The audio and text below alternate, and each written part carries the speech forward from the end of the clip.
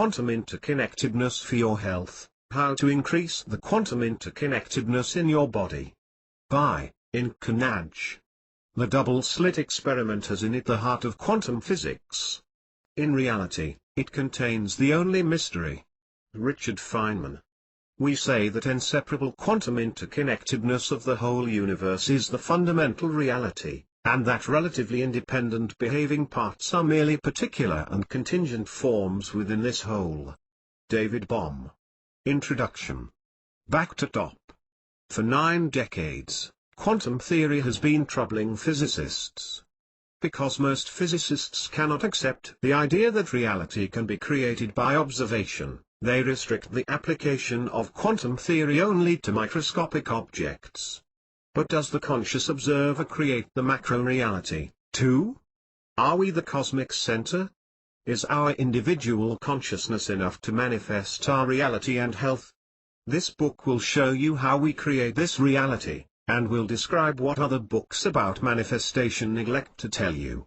It will tell you the extent to which the conscious observer influences the quantum experiment. It will also explore 2 different interpretations of quantum mechanics: first, the orthodox interpretation, and second, the Bohm interpretation. The orthodox interpretation of quantum mechanics displays the probabilistic nature of reality, while the Bohm interpretation displays the deterministic nature. Since experts disagree in their interpretations of reality, we may choose our expert. This book will explain the quantum mystery, which has been troubling physicists for several decades, including the double-slit experiment at the heart of quantum physics. Because the quantum mystery is exhibited in this simplest quantum experiment, it can be comprehended with very little technical background. Despite of the variety of interpretations of quantum physics and the philosophies that have emerged from the quantum mystery, a practical method for how to increase quantum interconnectedness in your body for improving health will be presented.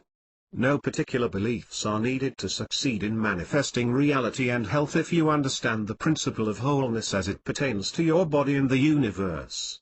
If you understand and apply the principle of wholeness in your body, you will become healthier and even heal yourself, and if you apply the principle of wholeness in your reality, you will achieve and manifest more than ever before.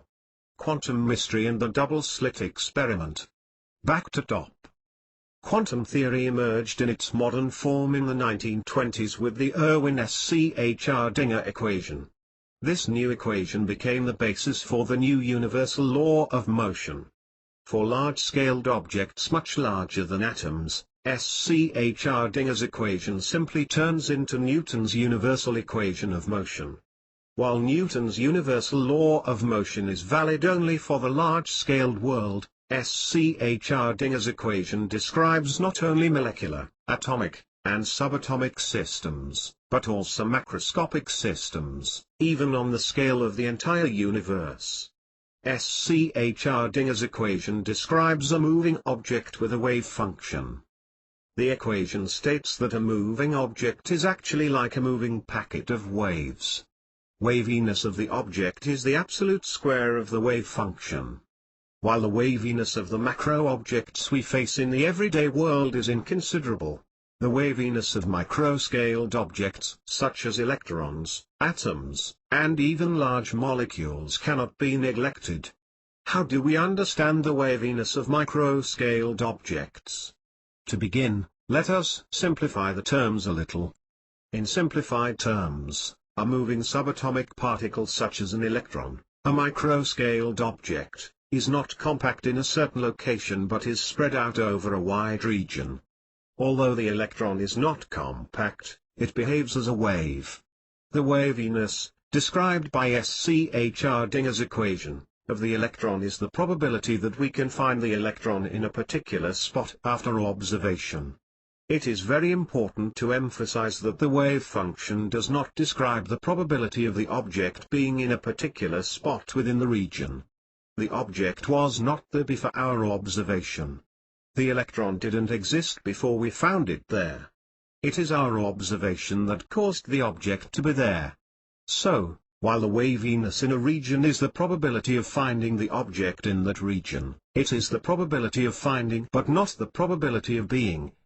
Prior to our observation, the object existed simultaneously in different positions, in a superposition state. The object was spread out over the region. However, although the object may be spread over a wide region, when one looks at a particular spot, an act of observation, one will find either a whole object or no object at all. Even the process of obtaining information through observation revealing that the object is not in the spot where we looked causes the whole object to manifest in compact form somewhere else. It is our observation that causes the wave function of the object to collapse into a concentrated thing. In terms of the subatomic particles, it is the observation that causes the wave function of the electron to collapse into a particle. Thus, the nature of subatomic particles is dual, also referred to as wave-particle duality. The quantum theory is valid even for macro objects, although the waviness of macro objects is so small that we usually cannot perceive it. Let us now clarify the concept of quantum probability in quantum theory. Unlike classic probability, quantum probability is objective, being the probability of finding the object after the observation.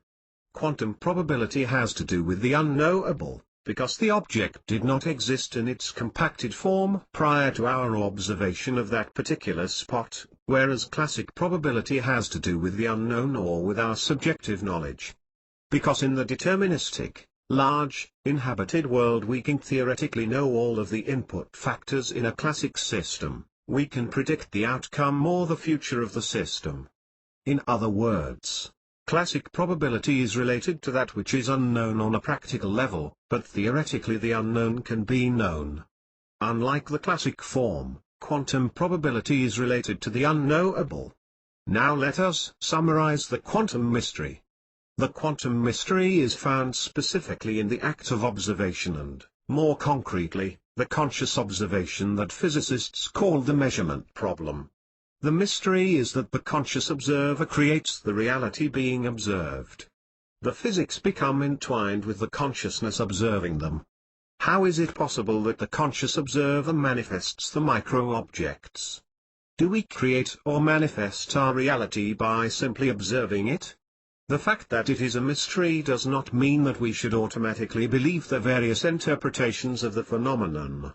Interpretations are not necessarily the truth. Even physicists disagree amongst themselves and concretely with various solutions to what is called the measurement problem. Many believe that it is not only conscious observer who could have this effect, but any type of observer, including a measuring apparatus or a robot. A measurement apparatus, however, becomes entangled with the electron or subatomic particle.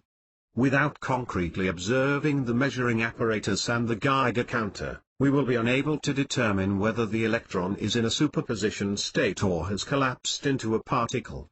The Geiger counter tells us that the electron is collapsed, created, when it fires. Only when the conscious, human, observer looks at the Geiger counter can he collapse the system composed of both the electron and the Geiger counter, which have been entangled. In 1932, the physicist John von Neumann demonstrated that the conscious observer is theoretically inevitable in the collapse of a quantum system. He showed that the measuring apparatus will enter the superposition state with the electron, and that only a conscious observer will collapse the superposition state of the measuring apparatus, which entangles with the electron, because the conscious observer will see whether the Geiger counter is fired or unfired. Before the observation of the conscious human, the Geiger counter is in the superposition state of both fired and unfired.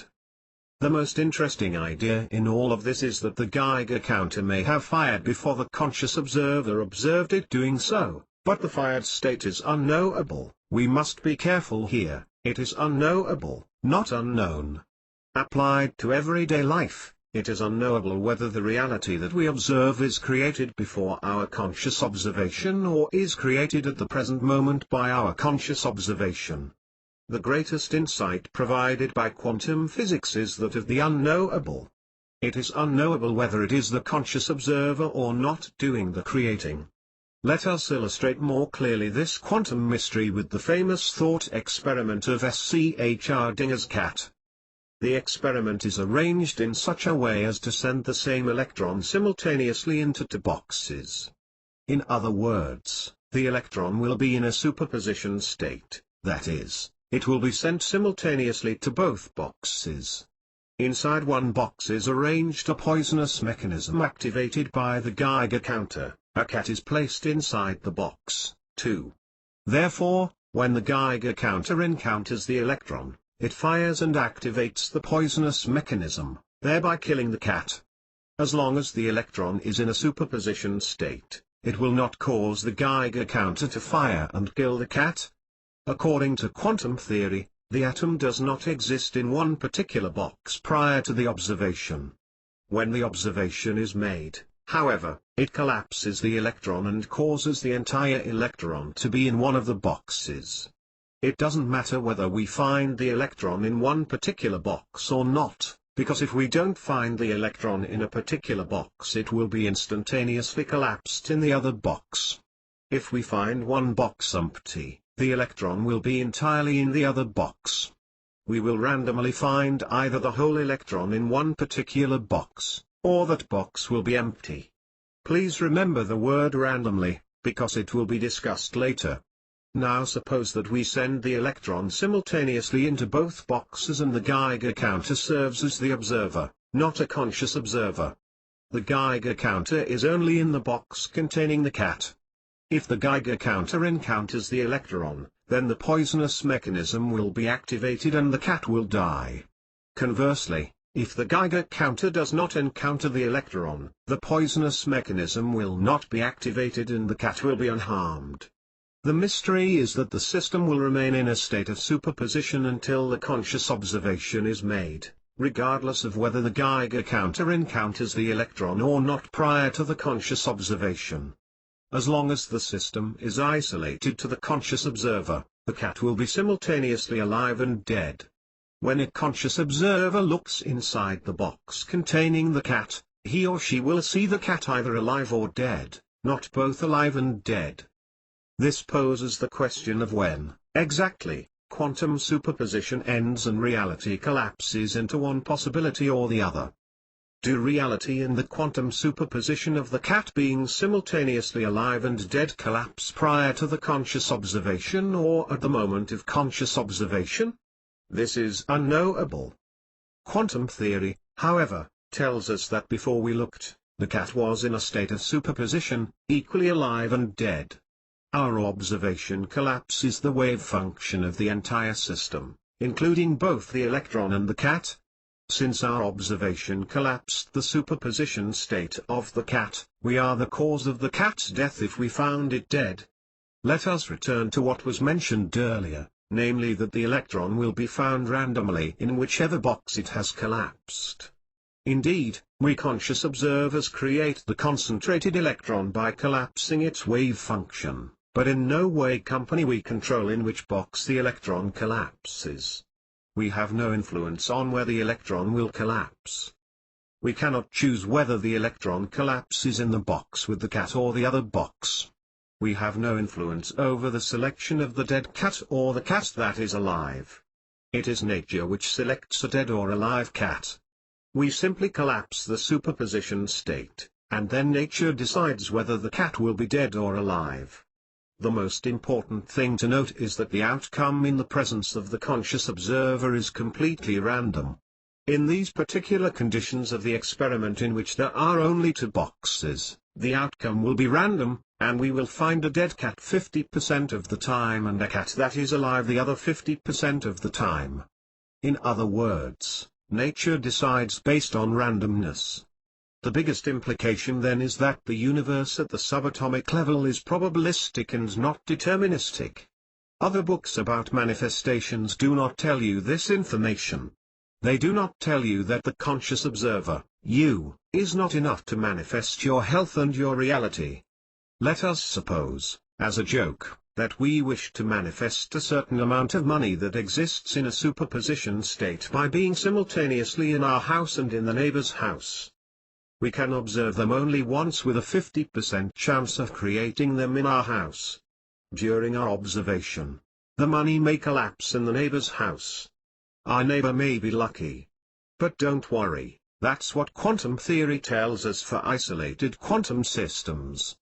Our everyday life or inhabited world is actually not isolated and is deterministic due to the quantum interconnectedness of reality, as explained in a later chapter.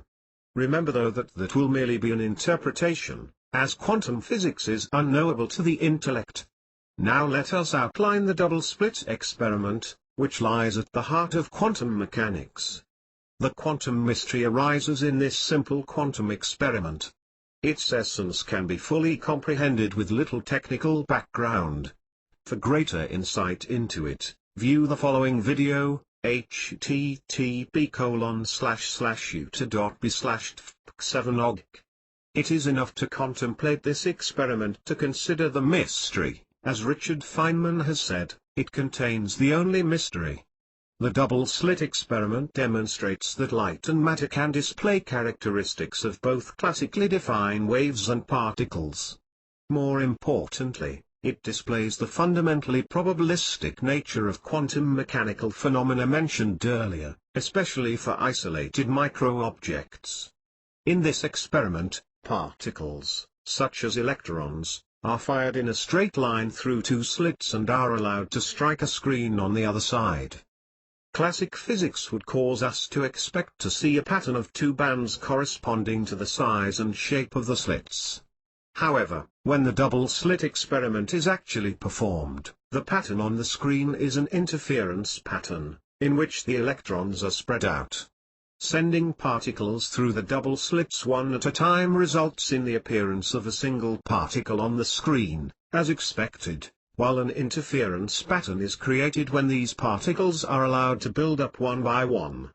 In simplified terms, the fired electron passes simultaneously through both slits because, as previously stated, it is in a superposition state. The electron interferes with itself. This electron thus demonstrates wave-particle duality. The electron behaves as a wave at the slits before the observation or even the conscious observer.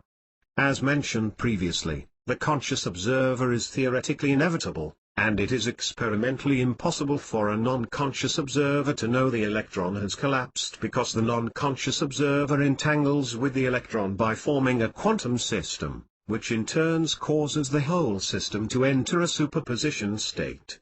How does it display the fundamentally probabilistic nature of the universe on a microscale level? First, let us clarify that there are two observation planes, the slits plane and the screen plane. The screen observation plane is always observed by us, conscious observer, because we cannot see electrons with the naked eyes. The slits plane observation is the experimental observation, and our observation decides which property becomes reality. On the screen observation plane, we see either two bands or an interference pattern, many bands. We can consciously choose or decide which property will become reality, two bands or the interference pattern, simply by deciding whether or not to observe the slits observation plane. With the slits observation plane, we examine which slits the electron passes through. In other words, if we wish to determine which of the two slits through which the electron passes, we must observe it on the slit plane. Consequently, the interference pattern collapses and is replaced by the two bands on the screen plane. We decide at will which property to manifest on the screen, two bands or many bands. The manifestation of either property that can become reality is under our control. But what we cannot control is where the electron will fall in both cases, the two bands or the interference pattern. In the case of interference patterns, the electron will fall randomly on the screen. In the case of the collapsed electron at the slits, we cannot choose through which slits the electron passes or on which band it falls later. In other words, the conscious observer can know which slits the electron passes through but has no influence on which of the two slits, the left or the right, the electron passes through. Nature determines randomly where the particle is found. The conscious observer simply transforms quantum reality from one mode of randomness to another mode of randomness. This is described well by quantum physicists Kaslev Bruckner and Anton Zeilinger, who have succinctly expressed these ideas as follows: the observer can decide whether or not to put detectors into the interfering path.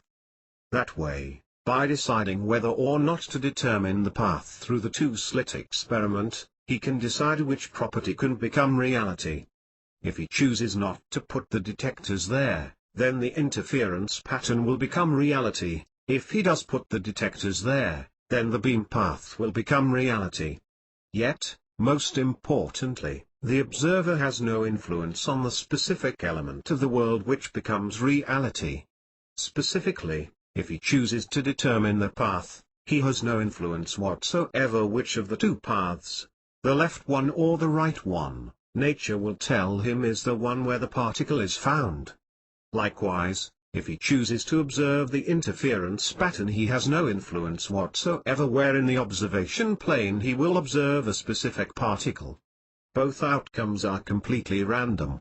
Do not be discouraged by the randomness of quantum reality because we offer the interpretation below that due to quantum interconnectedness, the probabilistic nature of quantum reality becomes deterministic in our large inhabited world. The indeterminism chance of isolated quantum systems transforms into determinism as a result of quantum interconnectedness and the wholeness. Even though quantum particles' behavior will be theoretically deterministic, we cannot know the position and velocity of particles in practice, making them appear to behave randomly. Again, it should be noted that the following will be an interpretation, as the quantum mystery is unknowable. The unknowable. Back to top. The quantum theory works perfectly for isolated quantum systems. For all practical purposes, we can be satisfied with the predictions of the theory, which are accurate. But if we consider the quantum theory beyond practical purposes, we find that it has numerous great unresolved implications. As explained previously, Einstein, David Bohm, and many others were dissatisfied with this orthodox approach. They did not believe the quantum world to be characterized by absolute indeterminism and the probabilistic nature of the universe at its deepest level. But the implications of theories are not that important on a philosophical level if theories work well on an experimental level and are able to predict phenomena. It doesn't matter how we interpret reality. The interpretations are merely different angles of view of the same thing. I personally do not agree with the idea of the indeterminism and probabilistic nature of the universe. We may have different theories for the same thing that may all be valid if they work well on an experimental level. But no theory can encompass the wholeness.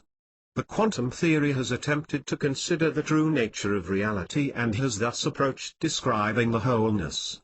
The quantum theory aims to encompass and describe the wholeness. However, no theory can totally encompass the wholeness. The quantum theory is thus incomplete and will forever remain incomplete. The wholeness is unreachable and unknowable to the intellect. With his incompleteness theorem, the mathematician Kurt Gödel proved that any logical system contains propositions whose truth cannot be proven. Gödel's incompleteness theorem definitively proves that science can never fill its own gaps, including the gaps in the quantum theory. In simplified terms, Gödel's incompleteness theorem states that if a circle is drawn around an individual's concepts and theories, what is inside the circle cannot be proven without referring to something outside of the circle. If we draw a bigger circle, something will always remain outside of the circle. The radius of the circle can approach infinity, as the wholeness is infinite. The unknowable is inevitable to the intellect. The intellect can deal only with the known and unknown. However, intuition can deal with the unknowable. As a result of insight and intuition, we can know the answer. Even math is based on axioms that are starting points of reasoning. Axioms are self-evident principles accepted as true without proof. They cannot be proven. Axioms are improvable. Quantum mechanics makes us aware of the unknowable. Anyone who believes that he or she has understood quantum mechanics does not really understand it. The great theoretical physicist Richard Feynman once said, "I think I can safely say that nobody understands quantum mechanics." Although physicists have faced the quantum mystery for 9 decades, it remains unresolved. Quantum physics is exclusively for empty-minded physicists. I believe the greatest insight gained from quantum physics lies in the idea of the unknowable. We cannot know the wholeness. The wholeness cannot be known. Without being, the wholeness itself cannot be known. The only way to know it is to sense the wholeness by means of intuition and to connect with the wholeness and go with it. The only meaning of life and the universe is that it is unknowable. Life would be meaningless if the meaning of life and the universe were known. Imagine for a moment knowing the course of your life. What would you want to do anymore? The beauty of life lies in the very fact that it is unknowable. The wholeness. Back to top. As previously stated, the orthodox quantum theory is to be admired for its ability to predict phenomena in isolated quantum systems and can even be applied to the entire universe. Nevertheless, Einstein and Bohm and many other physicists were unsatisfied with the orthodox approach of quantum theory. David Bohm was one of the most distinguished theoretical physicists of his generation, and fearlessly sought to challenge scientific orthodoxy. His interests, work, and influence extended far beyond physics, embracing biology, psychology, philosophy, religion, and art. I prefer David Bohm's interpretations. Since experts disagree, we must decide which expert to believe.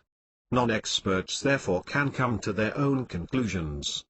The Bohm approach to quantum mechanics centers on the wholeness. In other words, once we gain an understanding of the wholeness, we can understand the behaviors of the various parts of the whole, such as those of subatomic particles. Bohm did not accept the idea that subatomic particles have no objective existence and are created as concentrated things only when physicists observe and measure them. Like Einstein, he also did not believe that the quantum world was characterized by absolute indeterminism and chance. He theorized the existence of a deeper structure behind the apparently random behavior of subatomic particles. He called that structure the implicate order or enfolded order, which can be regarded as a deeper and more fundamental order of reality. In contrast, the explicate or unfolded order includes what humans normally perceive. Bohm was surprised by the electrons' behaviors in plasma. When the electrons were in a plasma, they stopped behaving like individuals and began behaving as though they were part of a larger and interconnected whole. In some sense, electrons in plasma behave as though they are alive. This wholeness is characterized by the interconnectedness. The wholeness only becomes alive when every part is interconnected with every other part of the whole.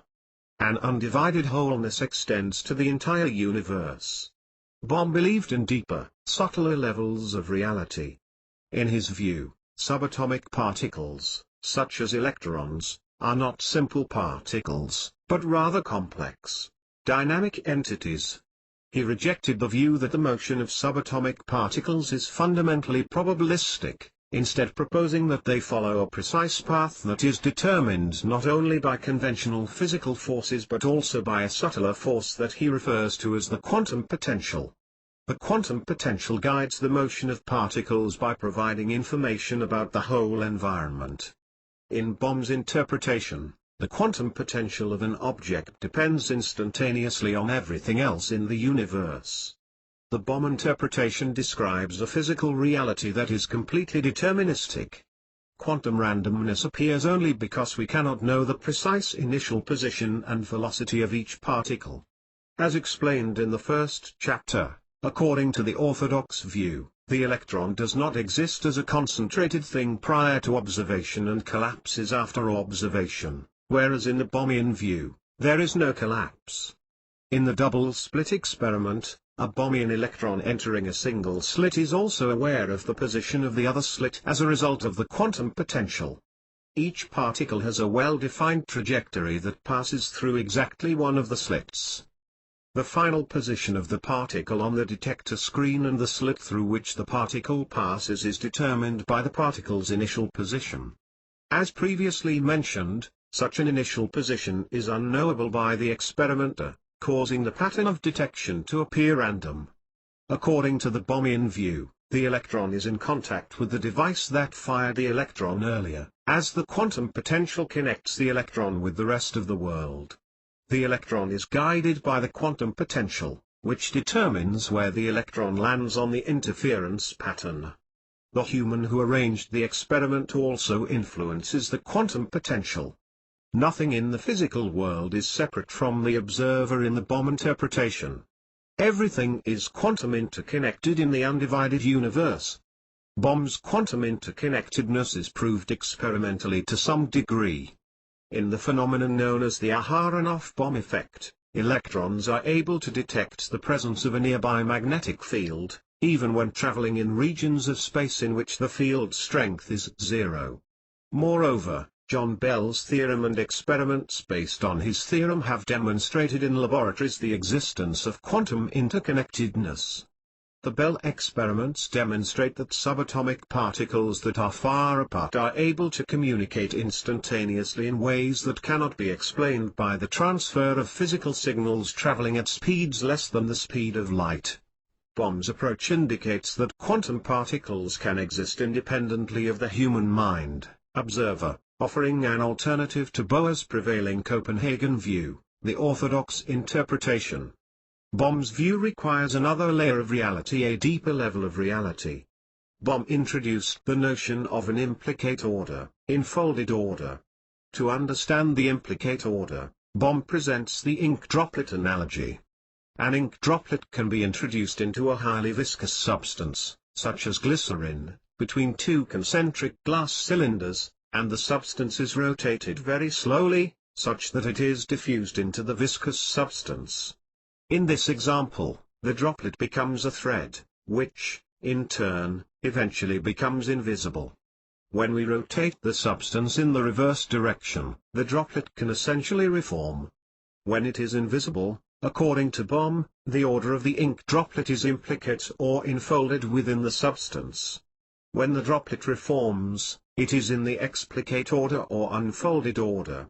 See the following site for a clearer illustration of this example. http://u2.b/po8_kltkp50. Bohm understood the nature of reality and of consciousness as a coherent whole or a quantum interconnected whole.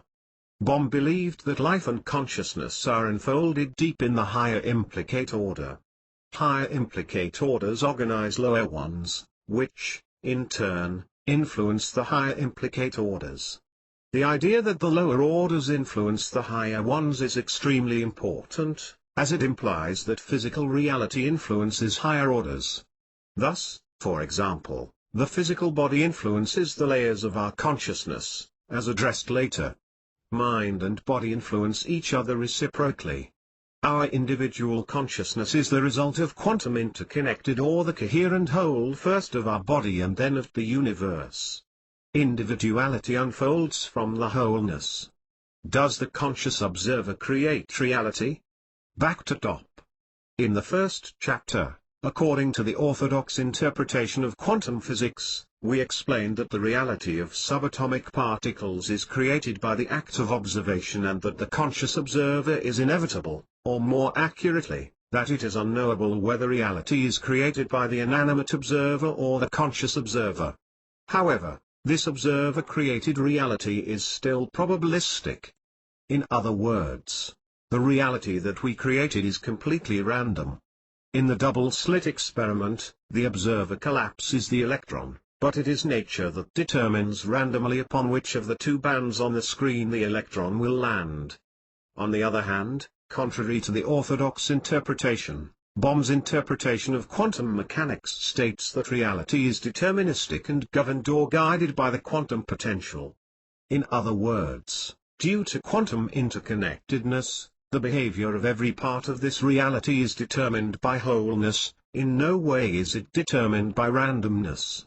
In the double-slit experiment, the electron is not created by the conscious observer, there is no collapse, but this observer influences the behavior of the electron as part of this wholeness.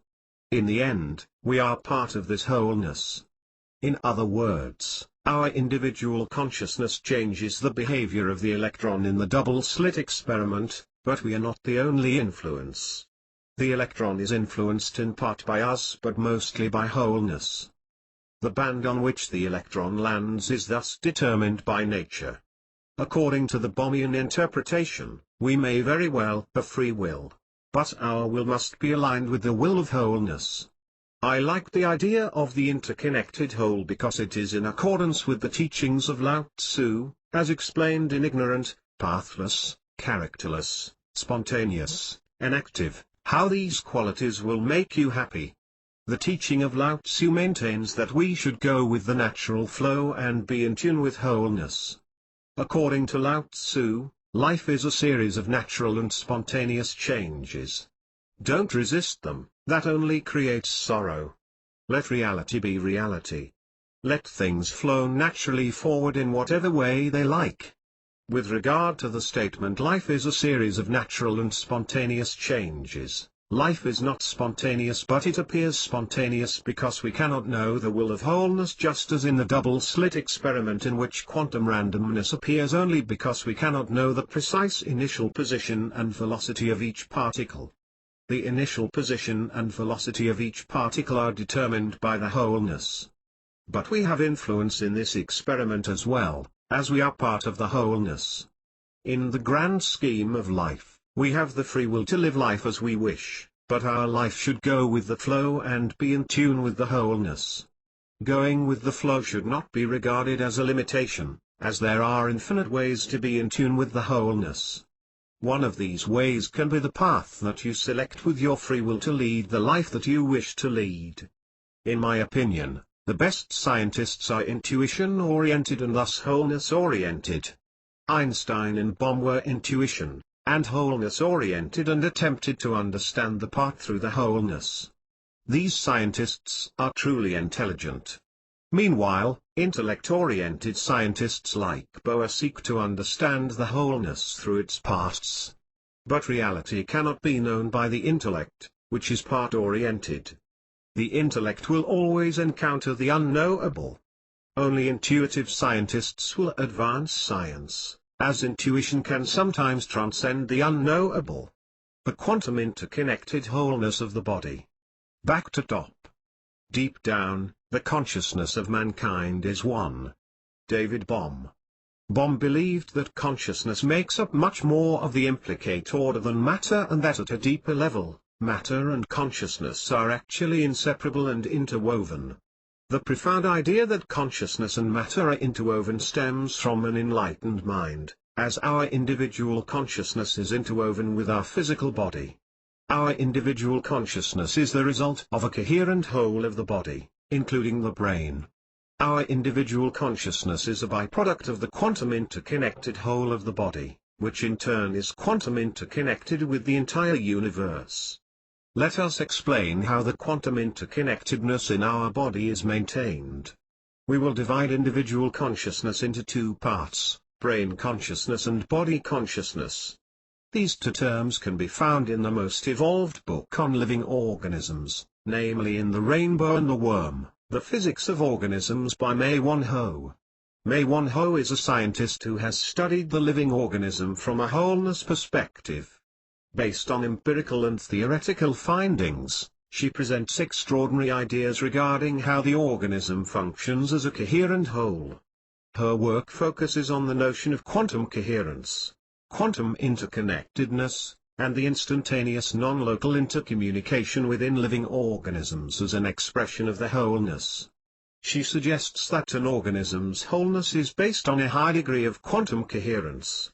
According to Mae-Won Ho, consciousness is distributed throughout the entire body, brain consciousness being embedded in body consciousness. There is thus a complete coherence of brain and body. Intercommunication can proceed extremely rapidly in the liquid crystalline structure of the cells and connective tissues, which can be referred to as the liquid crystalline matrix. According to Mei Wan Ho, organisms are liquid crystals, a fourth state of matter between liquid and solid.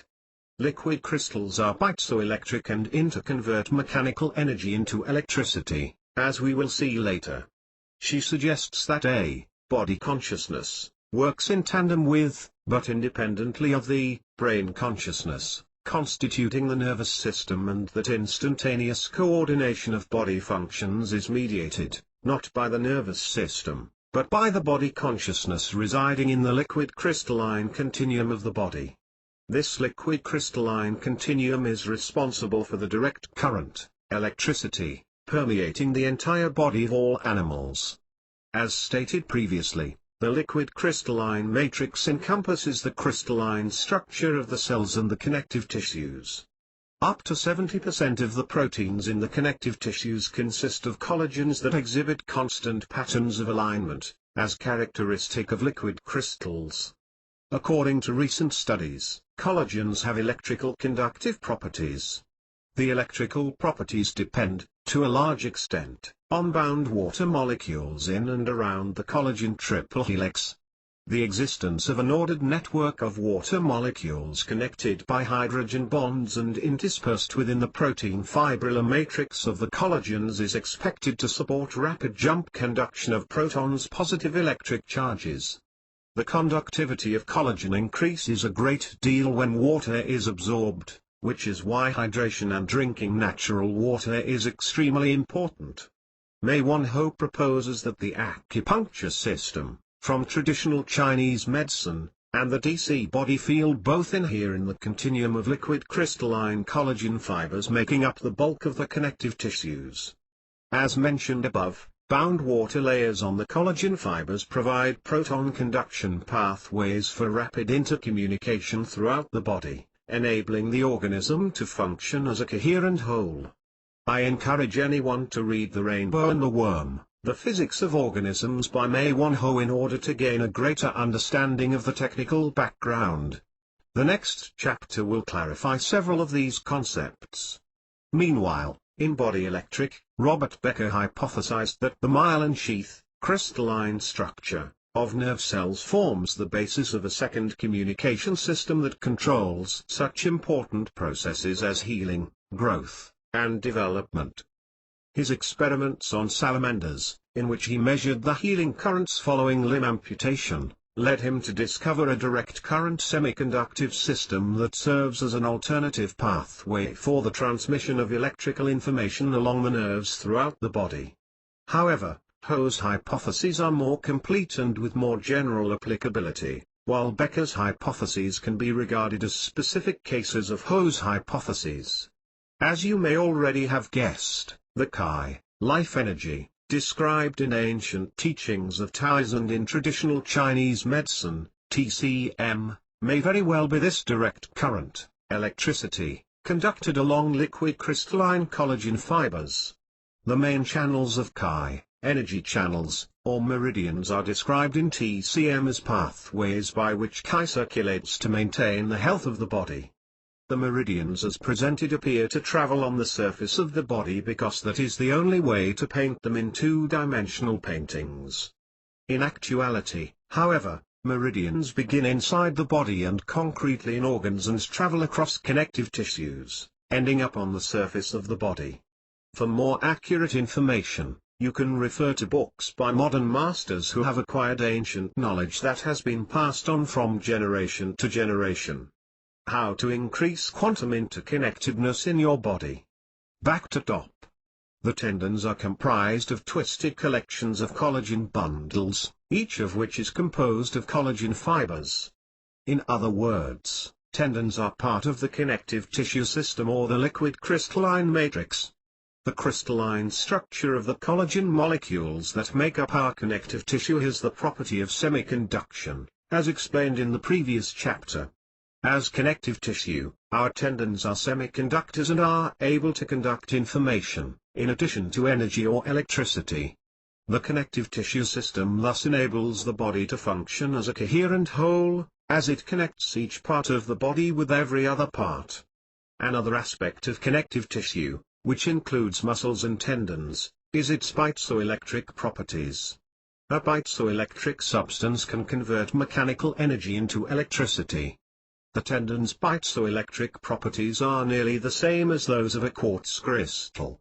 By stretching the tendons in your body, you can thus convert mechanical energy into a DC field or direct current, or Chi, as it is referred to in TCM. Many of the tendons in our body are components of the so-called meridians or energy channel. Stretching properly opens the meridians and allows the Chi to flow freely. As for how opening the meridians can be understood, our insights are as follows. As part of the connective tissue, meridians have a liquid crystalline structure. The higher the crystalline structure of the meridians, the better they convey energy and information.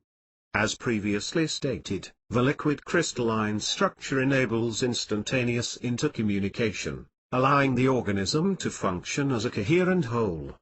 Stretching the muscles and tendons that are components of the main meridians offers two benefits associated with increasing the crystalline structure of the meridians. Increased crystallinity means that they open better.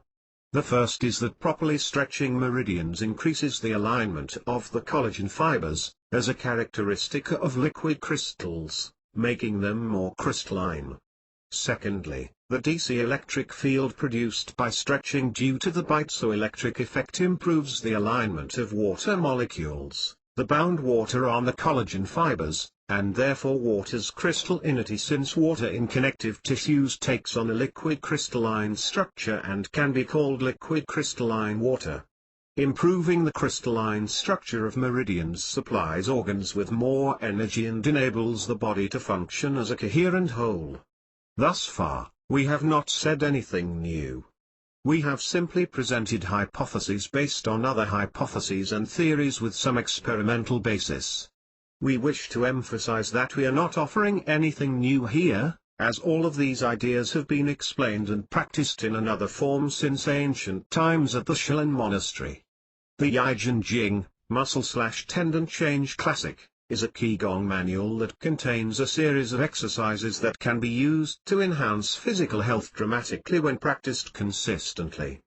In Chinese, Yi means change, and Jin means tendons and sinews, while Jing means methods. These exercises have been used to improve physical health, even to heal the body and to prolong life.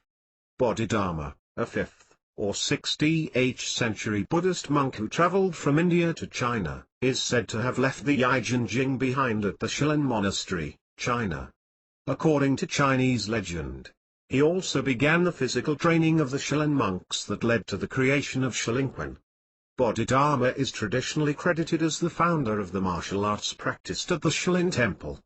Bodhidharma was disturbed by the Shilin monks' poor physical condition, upon which he instructed them to use specific techniques to enhance and then maintain their physical condition.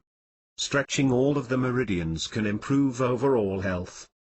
The main meridians are connected respectively to different organs of the body. Stretching a particular meridian improves the physical health of organs associated with that meridian. However, stretching all of the meridians makes the body more efficient, as doing so enhances the coordination of all of the organs. More open meridians increase intercommunication within the body and the efficiency of a coherent whole body. Qigong practices includes methods for leading or guiding the Chi with the mind. In principle, this practice is very simple. Whenever the mind or awareness focuses on the body, the Chi follows. In other words, sensing a particular part of the body causes the Chi to travel to that part of the body. Practically speaking, however, such practices should be conducted with the assistance of a master, as inexperienced individuals can disturb the natural flow of Chi.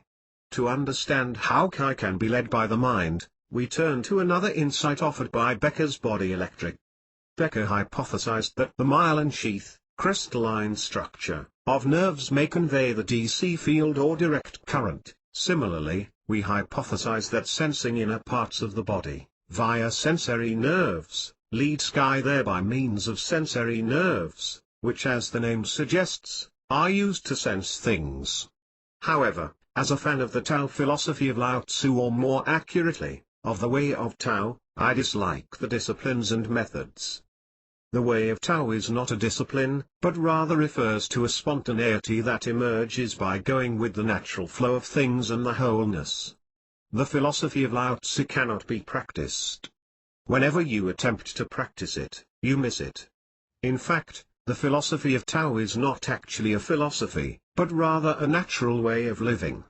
We will continue to refer to it as a philosophy anyway. The philosophy of Tao differs from Taoism as a religion.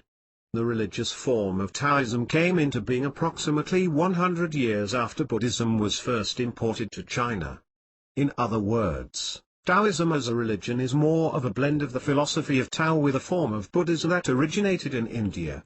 However, the meridian stretching exercises cannot be regarded as a true discipline, as they aim to open paths for Kai to flow naturally by being in tune with the body as a whole. We do not aim to guide Kai to a particular area of the body by stretching, but rather to create conditions that enable the natural flow of Kai and that foster the body's wholeness. To add to others' hypotheses, we suggest that Kai may serve as the direct current or DC field inherent in the liquid crystalline medium of connective tissues and the myelin sheath of nerves that enable instantaneous intercommunication throughout the body. Properly stretching the meridians improves health and physical strength. These stretches were widely used by the monks of Shaolin in martial arts, however, the exercises are believed to have lost their true purpose. The true purpose of Bodhidharma's teachings were not fame and fighting. Their true purpose was to return to the natural way of being in tune with the wholeness of the body. You can see several of the exercises here. http://uta.b/hig0_nk10. An interesting book that presents meridian stretching in a manner that is very easy to follow and that is perhaps best for busy people in this modern life is Total Kai Fitness, Meridian Stretching Exercises for Ultimate Fitness, Performance and Health by William Lee. As stated in a previous chapter, not only do higher implicate orders organize the lower ones in physical reality, the lower ones also influence higher orders. Thus, it doesn't matter whether or not you believe in meridian physical stretching, doing them will improve your consciousness and effect of a more coherent whole body and improved health. You can search for different sources online for more information on meridian stretching and cautiously attempt several meridian stretches yourself and then decide for yourself. We wish to end this short ebook with the following quote from the Buddha: "Believe nothing, no matter where you read it or who has said it, not even if I have said it, unless it agrees with your own reason and your own common sense." Buddha. Recommended reading. Back to top. Books: The Rainbow and the Worm, The Physics of Organisms by Mei Wan Ho. Total Kai Fitness Meridian Stretching Exercises for Ultimate Fitness, Performance and Health by William Lee. The Body Electric, Electromagnetism and the Foundation of Life by Robert Becker and Gary Selden. Websites: http://www.isis.org.uk/brain.php http://www.isis.org.uk/quantum_coherent_water_life.php. Thank you. Back to top. Thank you for reading my book. I hope that you found this information valuable. I would be honored if you could please take a moment to give it a brief review on Amazon. Your review helps me better serve my readers and reach more people. Also, please feel free to email me with any questions or comments you might have at nknadge@mail.com. Thank you again. Get my next book for free. Back to top. Visit my website, www.inkbooks.com, and subscribe to my mailing list to get all of my new releases for free. I plan to write many short books over the coming years, and I'd love to repay you for taking an interest in my work by allowing you to access all of my future work at no charge. When each new book is released, I'll send you an email with a link to the free book. No strings attached and nothing for sale ever. Subscribe today at www.inkbooks.com. About the author. Back to top. After being an engineer for 6 years and receiving many job offers in the field, my real job left me discontent and yearning for more, so I decided to seek the essential things in life, things that cannot be taken by death. It is my passion to devote myself to unbiased research of everything relating to the human experience, including physics, metaphysics, spiritualism, materialism, psychology, ancient philosophy, religion and more. Consciousness is eternal, and I want to view it through as many dimensions and worldviews as possible.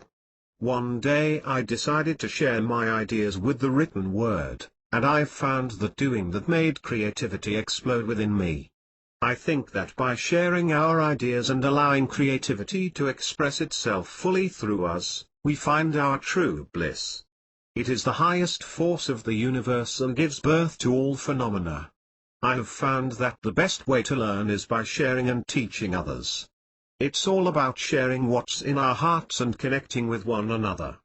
I have discovered through my own experience and research of scientific literature, that the greatest ideas come from the creativity and spirit of the simple people who dare to follow their dreams and intuition. We all have the freedom to share what we've discovered, and we empower others by doing so. With that said, I sincerely hope you enjoy the writings I share with you. Interconnectedness.